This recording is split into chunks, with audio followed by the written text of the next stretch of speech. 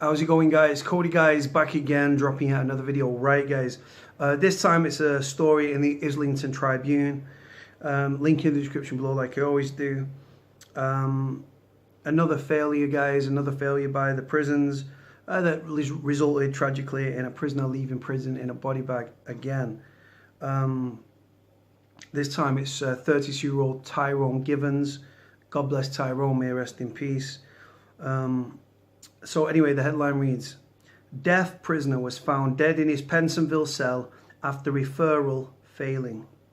Inquest is told how jail officers were unaware of a vulnerable 32-year-old man's disability. TyroneGivans, who died on February the 26th last year, was found in his cell with a ligature made out of bed sheets around his neck. A prison officer in charge of looking after a disabled inmate was not informed that a profoundly deaf man without his hearing aids was being held at Pentonville prison, an inquest heard this week.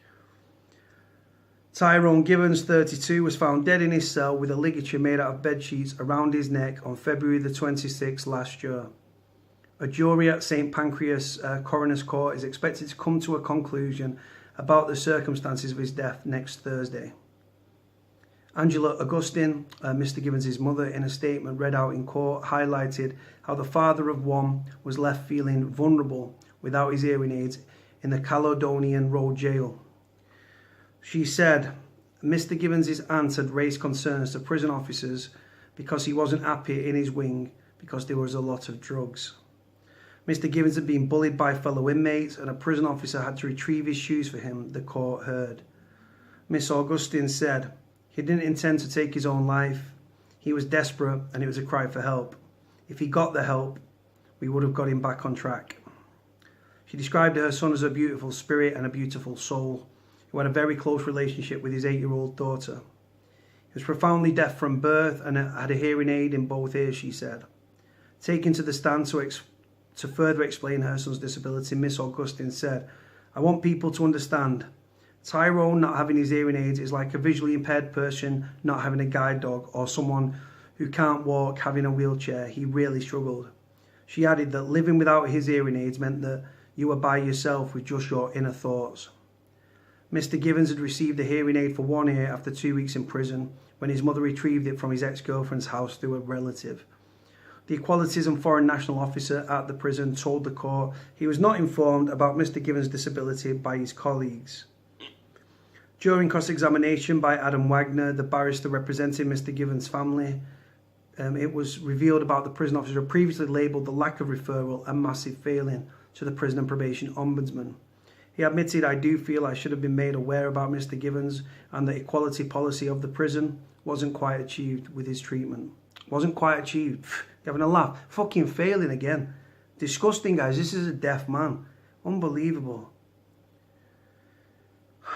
He also revealed that there had been recently been quite a large increase in referrals to him from the healthcare staff at the prison employed by Care UK when assessing new prisoners. Mr. Wagner also revealed on Monday that Mr. Givans had 2 prison references causing him issues with his records and ID card. A jury heard from Ali Khan, who had shared a cell with Mr. Givans for just under a month in the prison's F wing, which was the detox wing, before discovering him hanging from the top bunk after returning from court. Mr. Khan said he was very scared. He was very scared about the whole environment. He was watching TV all night. He didn't sleep at all. For the first 2 weeks, he didn't even get out of the cell.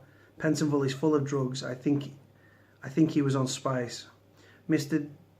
Khan described how smoking spice makes you scared and paranoid. He said spice, which is a Class B psychoactive drug, was sprayed onto sheets of paper and smuggled into the prison. Another prison officer who responded to Mr. Givans' cell bell less than 2 hours before his death said drugs are easily to obtain throughout the prison service. The female officer said she spoke to Mr. Givans about his concerns over his ID card through a hatch in his door after being summoned by the bell. She said he was able to completely understand what I was saying when she was talking very slowly. Mr. Givans was on remand in the prison after breaching a restraining order and being charged with assault. He presented himself to Islington Police Station. The case continues. Wow. What do you say, guys? What can you say? Like, you can't, a deaf prisoner from birth, right, that with his hearing aids probably had a very small, like a hearing capacity, and then they put him in prison without his hearing aids. Just unbelievable, guys. Like I say, talk about failing. If this prisoner had not ended up in prison, would he still be alive? I've got to say yes. Like I say, putting somebody in prison, right? Prison's hard enough if you've got all your faculties about you and you've not got any disability. It still takes its toll on you psychologically, emotionally, and even physically. Putting a deaf prisoner in prison and saying that he wasn't aware he was deaf, like, I don't know. Unbelievable. Making a vulnerable prisoner in that situation, and he sought to take his own life. It's sad, it's tragic. I've got to be more careful what I say, guys, because even though there's an inquest, I could be held in contempt by speaking out and stuff like that, but it's quite apparent from what's already out there that there's been abject failings that contributed to Tyrone's tragic suicide. If he would have added his hearing aids, he may have still taken that course of action, but like I say, just prison is it's not good, guys. It's people, the media try and paint out as a holiday camp and everything else. It's not the reality of prison. And these journalists that write that crap need to go and spend some time behind the door and come out and see if they're still writing that crap. Prisons are very paranoid, very anxious, fucking like vortex. There's a lot of anger, frustration, paranoia, mental health, violence, debt. Where you've got debt, where you've got contraband, you've got debt. Where you've got debt, you've got fear, intimidation, bullying, and violence.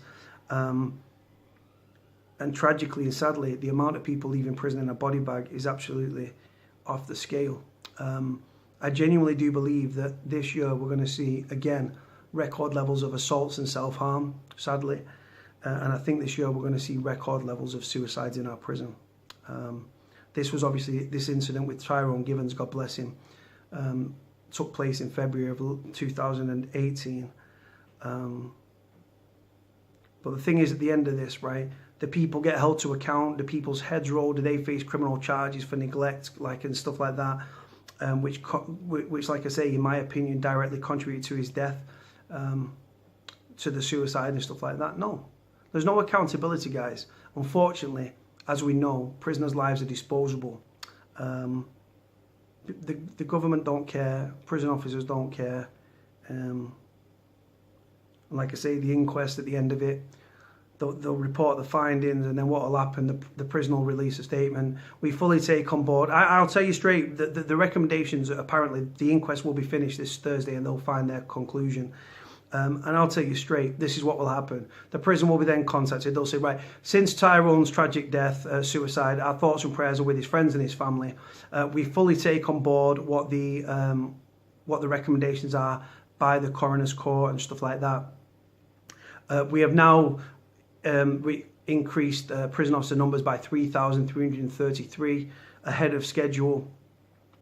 We have now been given £70 million by the Ministry of Justice, not that particular prison, but all prisons, to increase humane conditions, increase more staff, mental health services, blah, blah, blah. And all it is, guys, is empty words. That's all they are. It's a soundbite for the media. Give a press release, short, sweet, to the point. And like I say, guarantee you, they'll say our thoughts and prayers are still with Tyrone's family. We fully take on board the recommendations. We've already implemented change. Blah, blah, blah, blah, blah. Too little, too late for TyroneGivans. God bless his soul. Thoughts and prayers with your friends, with your family, even at 12 months on nearly. God bless your soul. Gonna leave it there, guys. Another failing, no accountability. I hope his family then take legal action against the prison. Leave it there, guys. God bless his soul. Like, comment, subscribe. Cody out.